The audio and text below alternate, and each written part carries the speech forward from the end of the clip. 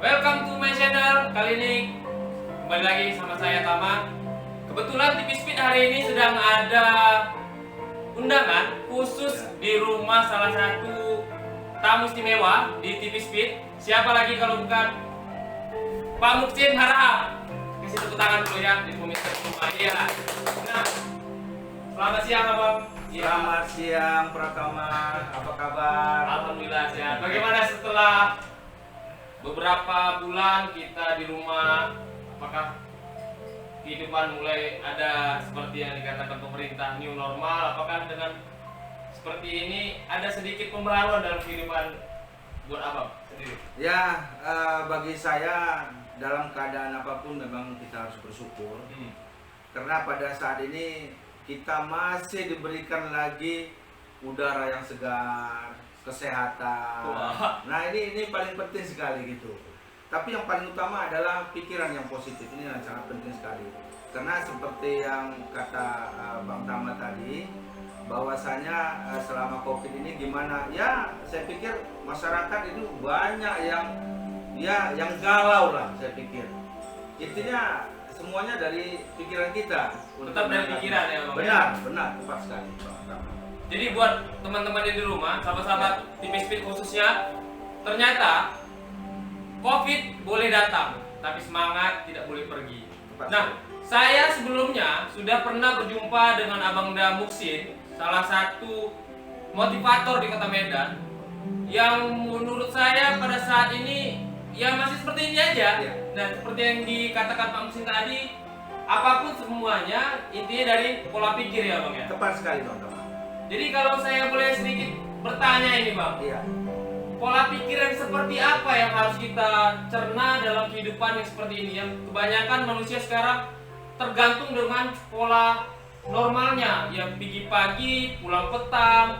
Kalau dia tidak bekerja di luar ya rasanya nggak nikmat ataupun tidak normal seperti biasanya. Ada solusi mungkin dari Abang?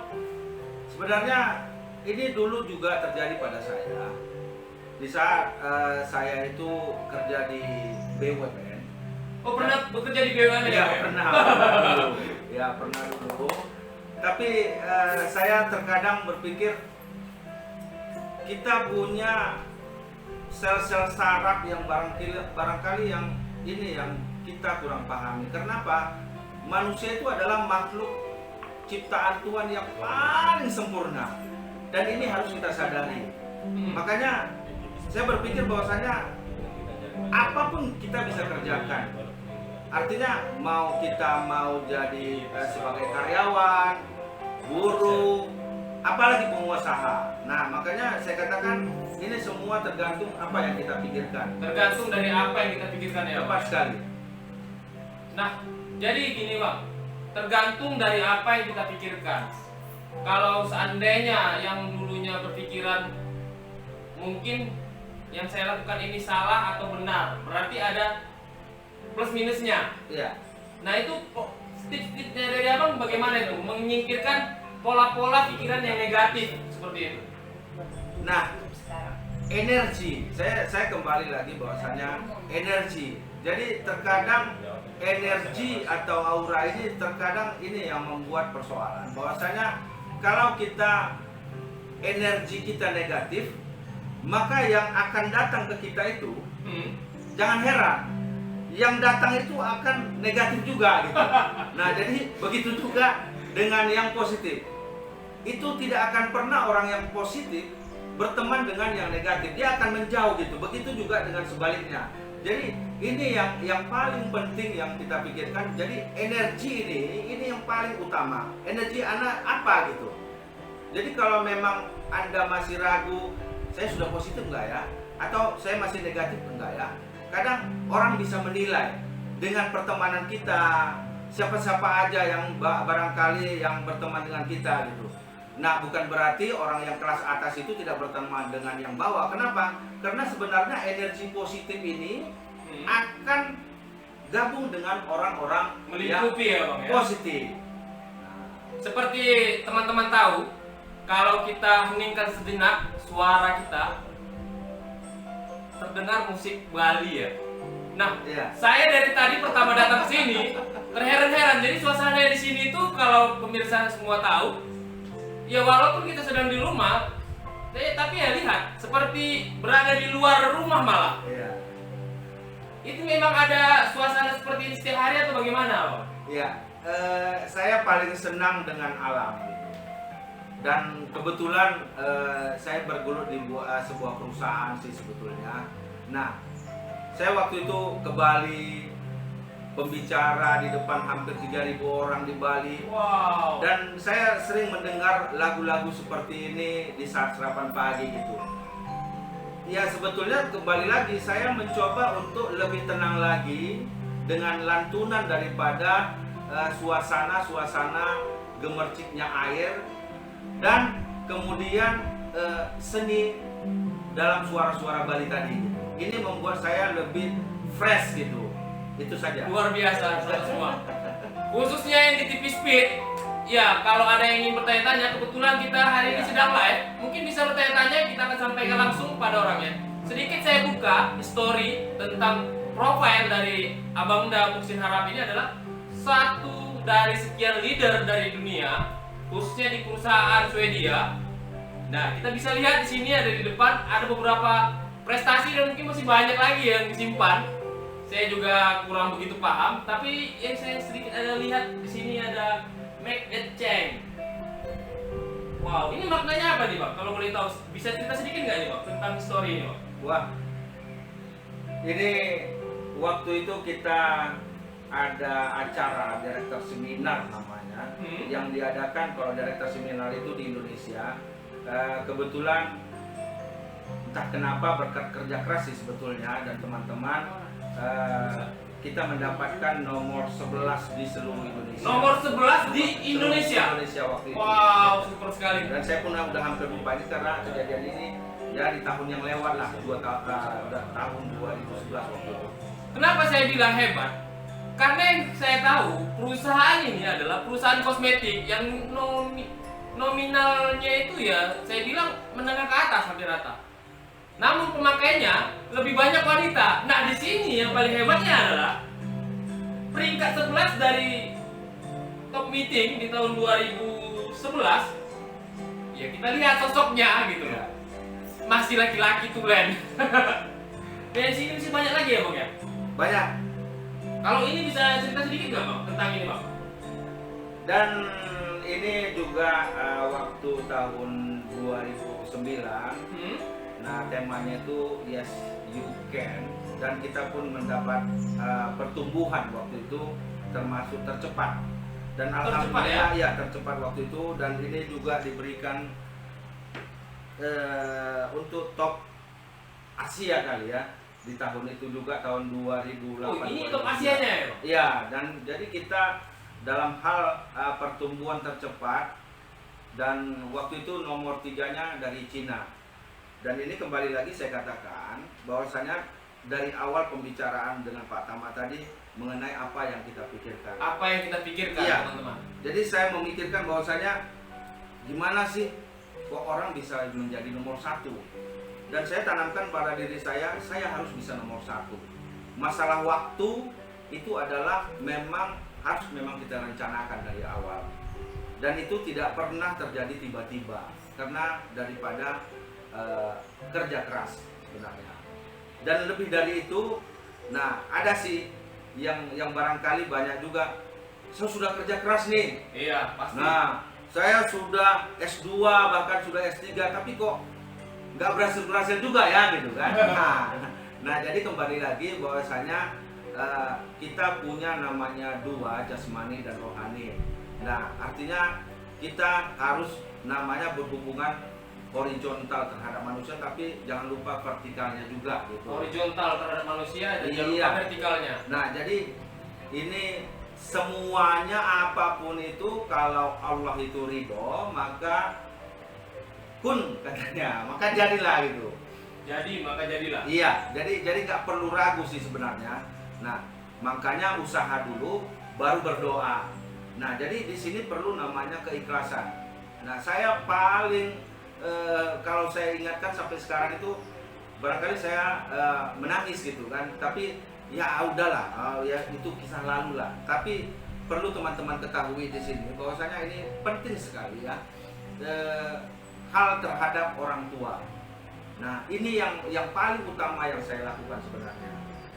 Dan alhamdulillah saya terhadap orang tua itu cukup patuh, dan kemudian memang kerja keras juga dan sambil berdoa. Alhamdulillah sampai sekarang pencapaian itu, dan yang sangat saya syukuri sampai sekarang ini, walaupun ya orang lagi galau, COVID dan lain sebagainya, saya yakin dan percaya alhamdulillah masih diberikan Allah itu kesehatan bagi kita. Amin. Amin. Jadi teman-teman semua, khususnya di sahabat Speed, di sini kita ada lihat beberapa buku. Namun sebenarnya masih banyak gudang buku di sini. Yang saya lihat sedikit di sini adalah buku tentang champion. Tadi saya sebelum acara ini saya sempat baca ini. Isinya sangat menarik. Nah, tapi ada satu hal yang buat saya bertanya-tanya, Bang. Dari pertama tadi datang, kemudian sedikit penyambutan alunan musik. Di tengah kesibukan Abang, selain menjalankan aktivitas bisnisnya, kemudian rumah tangga, kenapa masih sempat untuk membaca? Ini penting sekali. Jadi saya itu terus terang kuliahnya nggak selesai waktu itu. Kuliah nggak selesai. Nggak selesai ya. Dan ini ya saya bilang keburu menikah waktu itu kan. Nah, jadi saya nggak bisa menunggu lagi gitu kan. Ya, saya pikir setelah menikah, waktu itu saya sambil kuliah juga. Tapi ada di sana yang harus saya pilih, tanggung jawab. Kira-kira mau lanjut kuliah, apa tanggung jawab terhadap keluarga. Dan ini pilihan yang sangat susah sekali. Saya pilih memang tanggung jawab terhadap keluarga. Nah, jadi waktu itu saya ulur kuliah saya, dan alhamdulillah saya bertanggung jawab terhadap keluarga. Ini yang paling penting sekali. Ya saya stop waktu itu kuliah gitu. Itu saja. Tentang keluarga, berarti dari sedikit perjalanan bisnis Abang sampai Abang bisa seperti sekarang ini tidak terlepas dari keluarga juga ya, Bang? Iya pasti. Bisa bicara sedikit nggak, Bang? Cerita sedikit mungkin tentang peranan seorang ibu dalam kehidupan Abang sampai seperti saat sekarang ini, dan peranan dari keluarga mungkin. Nah, ibu istri lah ya yang maksudnya. Nah, jadi ini sering yang dibahas ya, memang keberhasilan seorang ayah atau suami itu tidak terlepas daripada seorang istri. Nah, jadi saya pernah ditanya waktu itu kita ada acara meeting waktu di Paris waktu itu ya. Waktu di Paris? Iya, waktu Paris. Lantas saya tidak bawa istri gitu. Saya pun terkejut tuh. Ditanya sama managing director, istri ibu mana katanya. Oh, kebetulan saya bawa anggota saya waktu itu kan. Dan itu ditanya terus gitu. Mereka pikir saya itu tidak lagi keluarga, lagi kurang baik. Ternyata saya terpikir-pikir sepulang dari sana, kenapa dia menanyakan ibu atau istri saya gitu. Karena sebetulnya bisnis itu biar langgeng dan lebih berkembang lagi, itu memang harus didukung sama istri gitu. Didukung. Harus, itu jadi tidak bisa. ada sedikit pertanyaan menggelitik nih, Bang. Iya. Jadi bagaimana ketika orang yang saat ini belum punya istri, Bang? Apakah nggak bisa sukses juga? Bisa. Iya. Mungkin ada pertanyaan teman-teman yang jomblo nih ya. Saya sampai ini pesannya langsung. Iya. Jadi sebetulnya apapun yang kita inginkan itu bisa tercapai dengan kerja keras sebenarnya. Tapi kembali lagi tergantung dengan apa yang kita pikirkan. Bukan berarti kita itu masih lajang, apalagi sekarang banyak ya masih muda ya kan? Nah, ini sudah berhasil gitu. Nah, jadi kalau saya berpikir sekarang, keberhasilan seseorang itu bukan karena mengejar uang aja sih sebetulnya. Nah, jadi banyak terkadang orang itu memang saya berhasil, memang keuangan saya biasa-biasa sih, cuma berpenghasilan 10 atau 20 juta sebulan.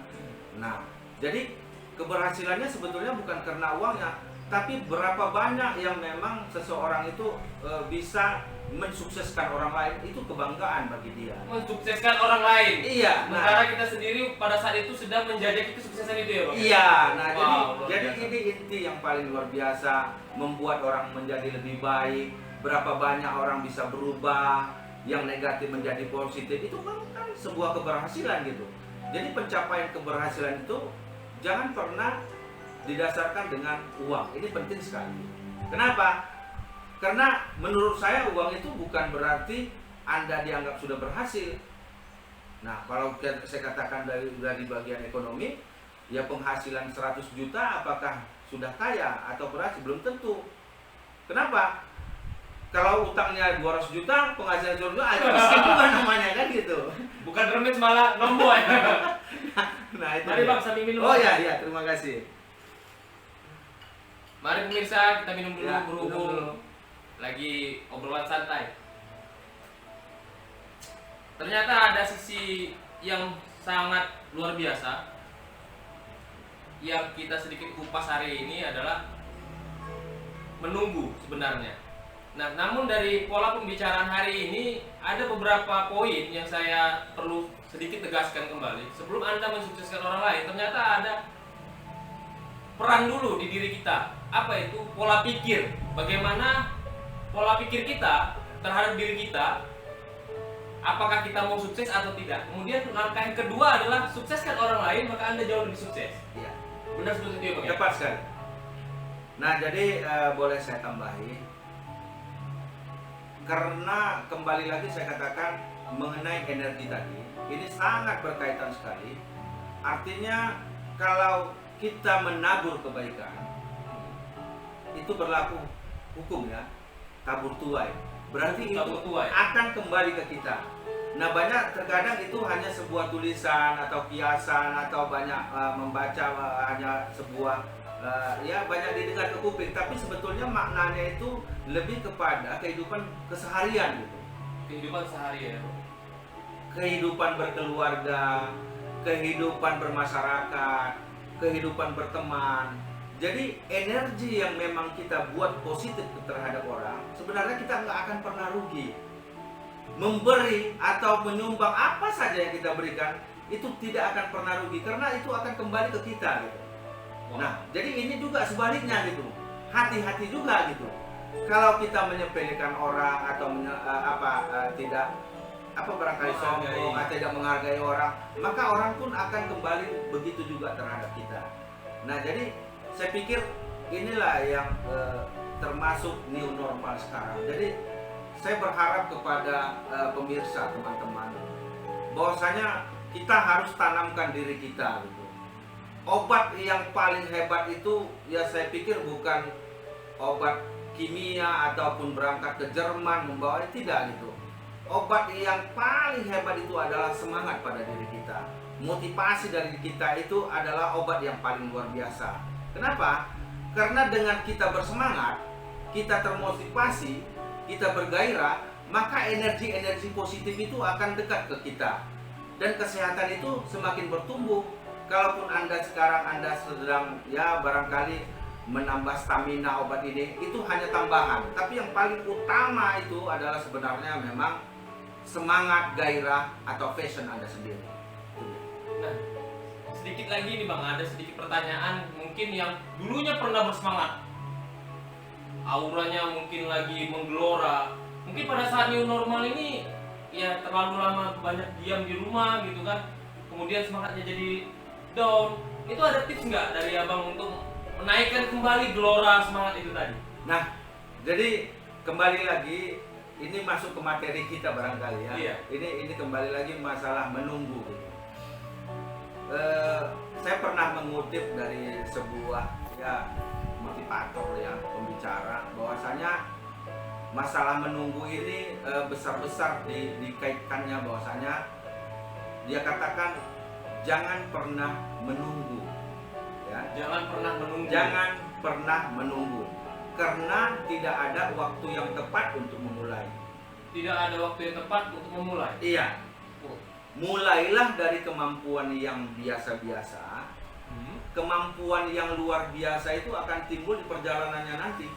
Mulailah dari yang biasa-biasa, maka Kemampuan yang luar biasa itu akan timbul di perjalanan. wow, itu tips bagus buat teman-teman tips-tips sekalian.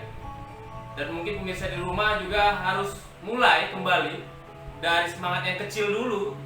Jadi terkadang ketika kita lupa untuk semangat yang besar, coba mulai dari semangat kecil dulu.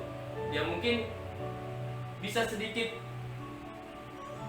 mungkin pemirsa di rumah Ya. Bang belum paham ya Oke. tentang mulai semangat yang kecil ini seperti apa contohnya gitu. Nah, saya waktu itu teringat waktu saya pacaran gitu kan. Nah, maklum lah kalau namanya sudah mau malam minggu itu dari jam 3 sore itu udah siap-siap itu. Iya. Mandi apa, wah banyak lah, pakai ini pakai itu untuk persiapan untuk malam minggu. Nah, jadi ini kita sudah janji gitu. Ya waktu itu ada tempat ya suasananya cukup enak gitu. Kalau dulu kan tidak ada kafe-kafe seperti sekarang ini gitu. Paling ya di taman bunga gitu kan. Romantis ya Bang. Nah ya begitulah gitu. Nah padahal waktu itu janjinya sudah clear gitu kan. Habis sholat maghrib udah kumpul 30 menit setelah itu kumpul di satu tempatnya gitu. Dan yang dulu kan tidak ada handphone gitu kan. Iya. Nah kebetulan saya pun tidak ada, waktu itu kan ada telepon umum pakai koin lah gitu. Nah jadi saya masukkan koin, ini telepon rumahnya nggak ngangkat-ngangkat gitu kan. Padahal ini saya sudah tunggu setengah jam gitu.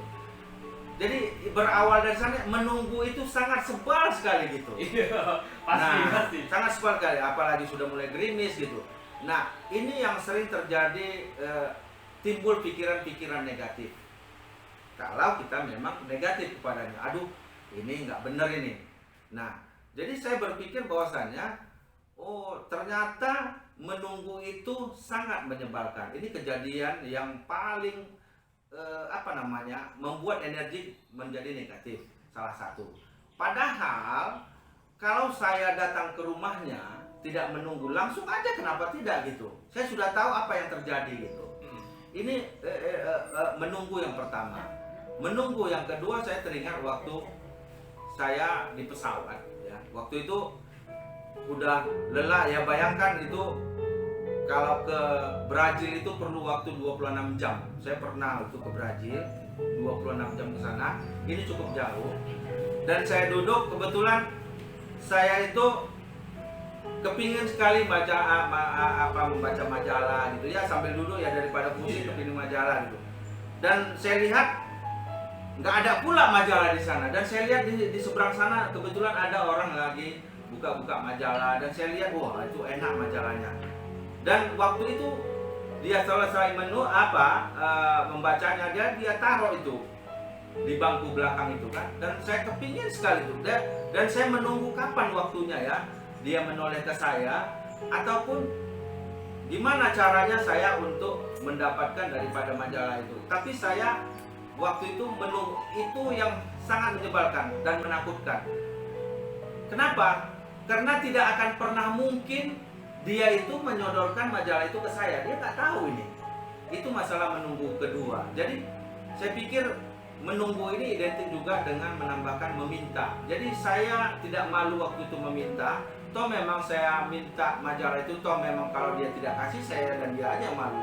Tapi kalau dia kasih, alhamdulillah. Dan saya jumpai dia, saya pinjam majalah, ternyata tidak ada jadi masalah gitu. Dan inilah yang saya pikir menunggu ini adalah waktu yang sangat melelahkan. Nah jadi di saat COVID ini pun saya kaitkan masalah menunggu.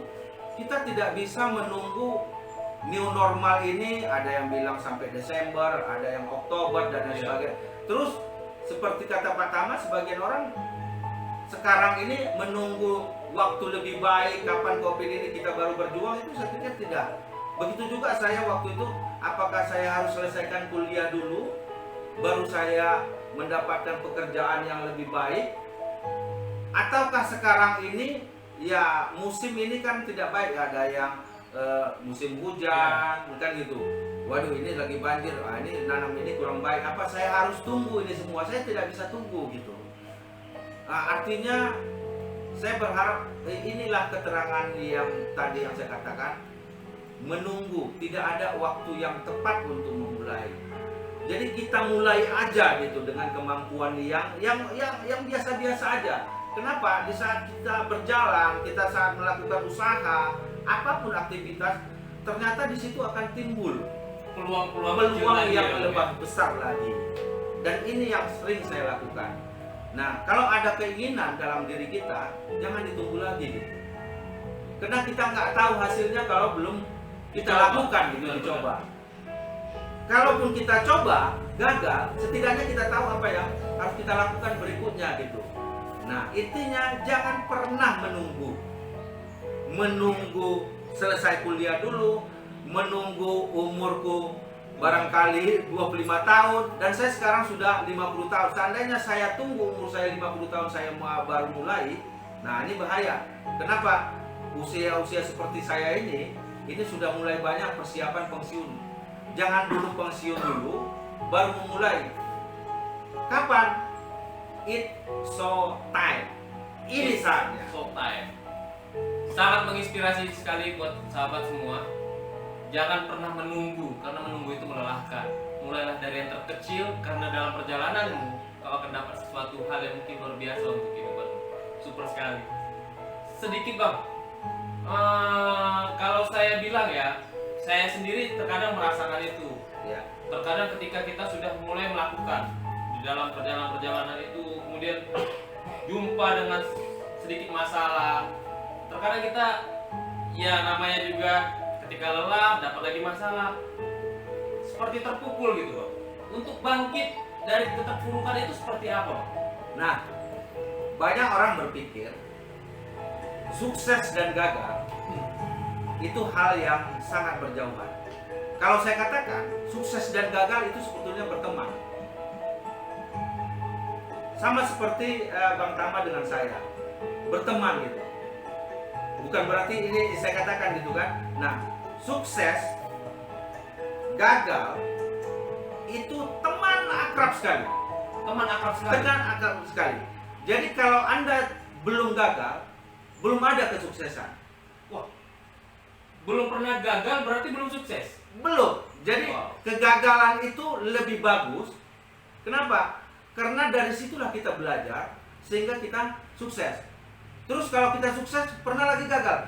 Gagal, ada lagi yang gagal. Kenapa? Kita akan punya impian-impian yang berbeda. Pasti kalau kita sudah mencapai ini, sukses. Kemudian kita mulai dengan impian yang baru lagi. Gagal lagi, sukses lagi, gagal lagi, sukses lagi. Nah, inilah yang harus kita pahami, bahwasanya sukses dan gagal itu adalah berteman. Seperti anak bayi, ya barangkali kalaulah kita katakan waktu kita sendiri waktu belajar untuk berjalan, ini berapa kali kita terbentuk. Kalau kita berhenti, saya pikir kita sampai sekarang nggak bisa jalan gitu. Benar-benar. Nah, jadi cobalah belajar dengan bayi. Dan ini saya sangat belajar dengan bayi ini luar biasa sekali gitu. Kembali lagi masalah menunggu. Nah, bayi itu tidak bisa menunggu gitu.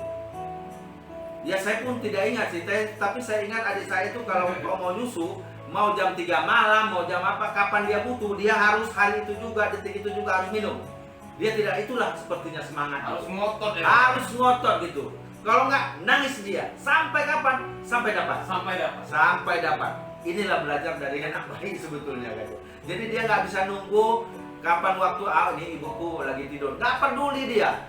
Yang penting harus dapat dulu, baru dia istirahat. Begitu juga dengan perutnya. Kalau dia lapar, aku mau nyusu hari ini, nggak perlu tanya-tanya itu, merengek aja terus. Barangkali menurut saya begitulah dalam ingin mencapai impian kita masing-masing. Luar biasa sahabat semua. Jadi kesuksesan itu juga harus butuh diri kita, pola kita untuk lebih ngotot untuk mendapatkan kesuksesan itu. Yang penting kita harus ingat bahwasanya kesuksesan itu harus dilakukan dengan cara yang benar. Nah, tadi di awal pembicaraan kita, saya tadi abang ada sedikit bicara tentang jika ingin sukses maka sukseskan lagi orang lain. Bisa cerita abang, kesuksesan abang ini tentang sebuah impian yang saya lihat, kalau ingin sukses diri kita maka sukseskan orang lain. Berarti di antara suksesnya orang lain dengan kesuksesan kita ada impian-impian yang terselip di situ bang. Ya. Nah, bicara sedikit mengulik tentang impian abang nih. Mungkin sebagian orang di luar sana ya udah sukses, apakah masih punya impian lagi atau bagaimana gitu bang? Ya. Jadi ini secara luas sebenarnya sih. Artinya mensukseskan orang lain ini kita harus paham kira-kira kita mensukseskan dia itu dalam arti apa? Materi kah? Atau jiwanya kah? Nah ini penting sekali. Kadang kita bertemu dengan, ya kita katakanlah dengan calon orang yang kita ingin sukseskan. Kita harus tahu dia maunya apa sih sebenarnya gitu. Ya terkadang kita cerita terlampau besar sekali, bergabung terhadap perusahaan ini, bla ini dan lain sebagainya, udah bosan sebetulnya. Kenapa? Kita nggak tahu sebetulnya apa yang memang kita ingin sukseskan dia. Apa dari dianya ya Bang? Benar, kita harus tahu apa kendala-kendala atau tantangan-tantangan dia, kegagalan-kegagalan dia, kena apa sebenarnya. Nah, ini yang harus kita pahami. Saya berikan contoh dulu.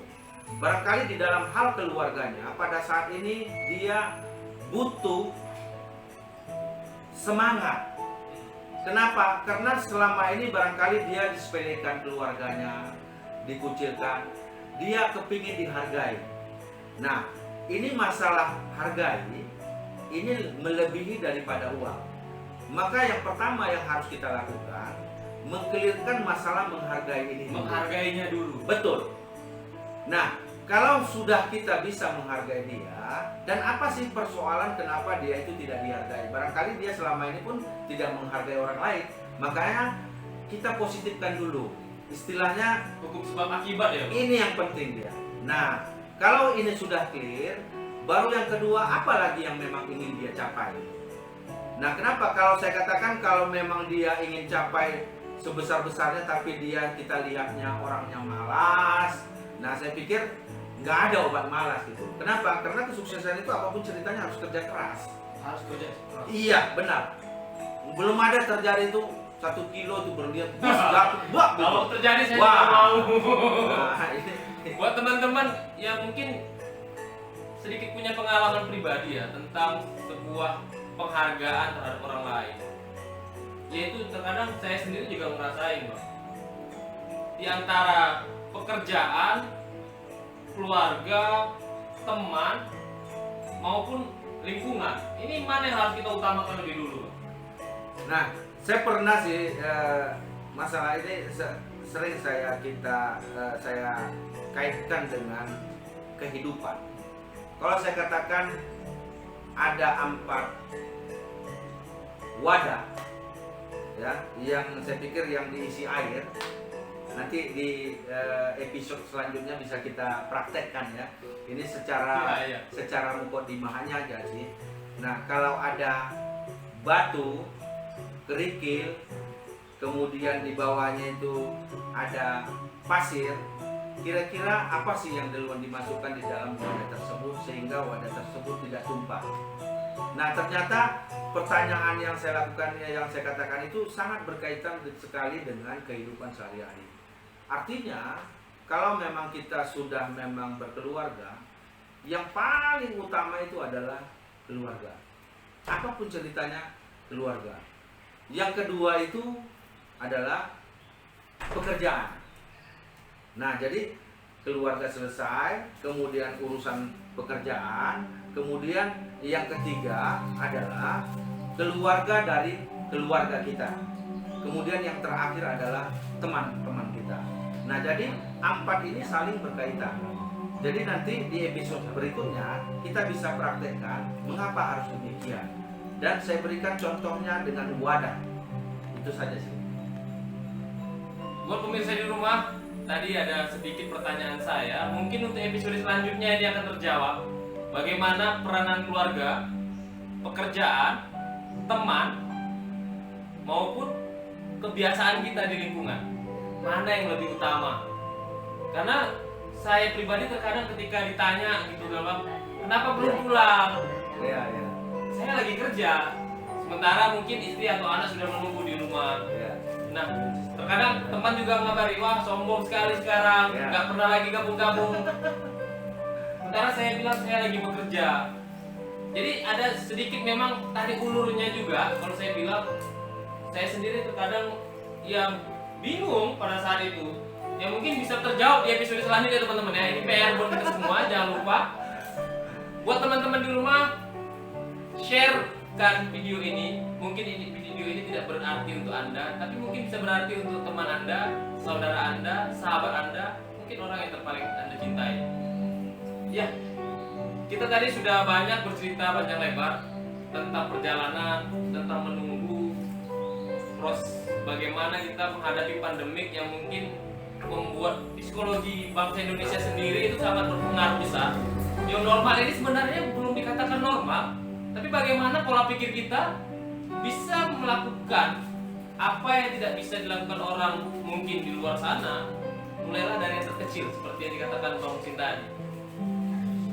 Ya, karena saya lihat dari historinya Bang Husin, dari pola perjalanan kehidupan dia sampai ke luar negeri, tidak terlepas dari yang namanya fungsional keluarga tercinta.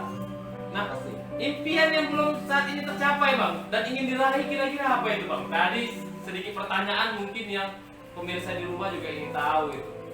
Bang Husin ini sudah sukses, mungkin sudah keliling dunia, kebutuhan sudah tercukupi. Mungkin ada impian lagi gak Bang?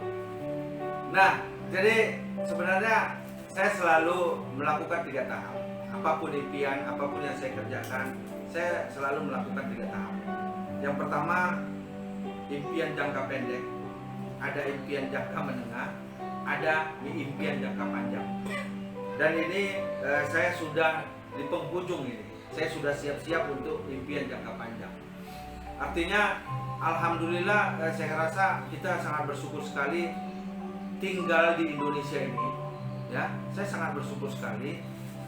Kenapa? Karena memang dunia kita ini memang dilalui garis khatulistiwa.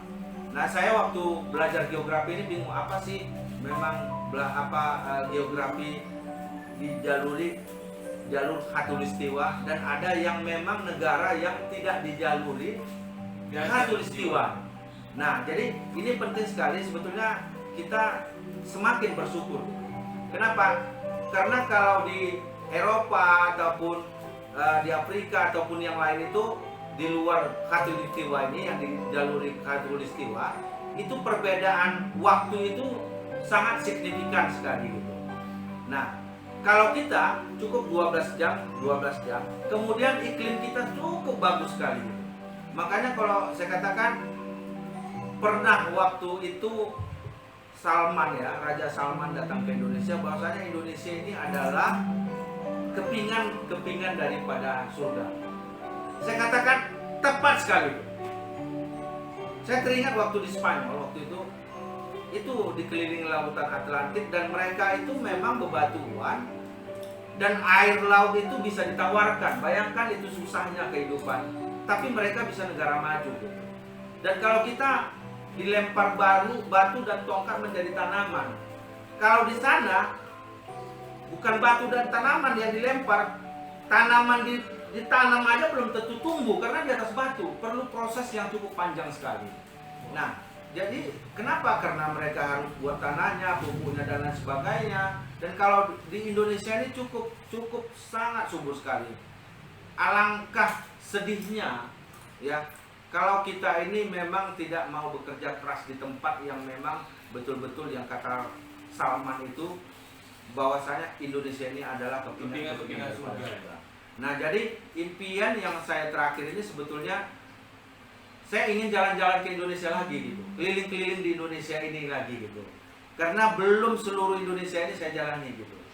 Nah, kenapa? Saya cinta dengan Indonesia, alamnya, airnya, semuanya. Ya, saya pikir kalau kita tidak mau lebih kerja keras lagi, saya pikir kita jauh daripada keberhasilan. Makanya saya katakan, apapun kejadian Anda sekarang, umur berapapun Anda sekarang, baik itu Anda belum menikah, baik Anda itu masih mahasiswa, ataupun Anda sudah berkeluarga, ataupun sekarang ini masanya sudah senja. Makanya saya katakan, jangan pernah menunggu, karena tidak ada waktu yang tepat untuk memulai. Mulailah dari kemampuan yang sekarang ini, kemampuan kita. Walaupun Anda sekarang ini tidak sarjana, Anda ini sudah tua, Anda ini masih kuliah, apa saja yang Anda inginkan, mulai dari sekarang. Kenapa? Karena yang luar biasa itu akan timbul di perjalanannya nanti. Percaya yang saya katakan. Kalau Anda tidak berubah mulai sekarang, ini jangan pernah berharap terlampau besar. Gitu. Memang saya pikir sakit itu. Kita barangkali ini berandai-andai ya, berandai-andai. Kalaulah seandainya pada saat ini sangat terik dan kita berdiri di atas aspal yang cukup panas, pernah nggak kita berpikir untuk berdiri di tempat itu juga tidak melakukan apa-apa? Tidak mungkin. Kita mungkin ke depan Harus beranjak. atau ke belakang, atau ke kiri atau ke kanan, tapi tidak akan pernah berpikir kita itu berdiam di tempat yang panas tadi. Tapi kebanyakan manusia keadaannya sudah cukup Sulit. memprihatinkan. Nah, kegalauannya sudah luar biasa, padahal itu tidak memberikan solusi, tapi mereka tetap bertahan di sana. Nah, ini yang perlu kita pikirkan, apa yang barangkali yang harus kita lakukan. Nanti di episode berikutnya kita bisa kupas tuntas secara gamblang. Wow. Saya di sini kalau pemirsa tahu semangatnya luar biasa. Jadi ketika kita pada saat terpuruk, sama halnya seperti yang dikatakan Pak Muksin tadi, ketika ada seseorang yang berdiri di tengah aspal yang panas, dia pasti akan maju atau mundur ke samping kanan atau ke samping kiri. Kenapa? Karena itu tadi, kita harus keluarkan naluri manusia kita untuk mencari sesuatu yang lebih baik. Jangan pernah bertahan pada kondisi sulit. Kenapa? Karena kalau kita tidak berani mencoba hal itu, ya mungkin posisinya tetap seperti itu. Sekian dari saya Tama. Dan ya mungkin ada pesan-pesan sedikit Bang sebelum ini kita tutup. Ya, terima kasih buat teman-teman yang barangkali sedang menonton ini. Intinya tetaplah bersemangat dan jangan lupa bersyukur. Terima kasih. Jangan lupa bersyukur. See you, bye bye. Speed TV.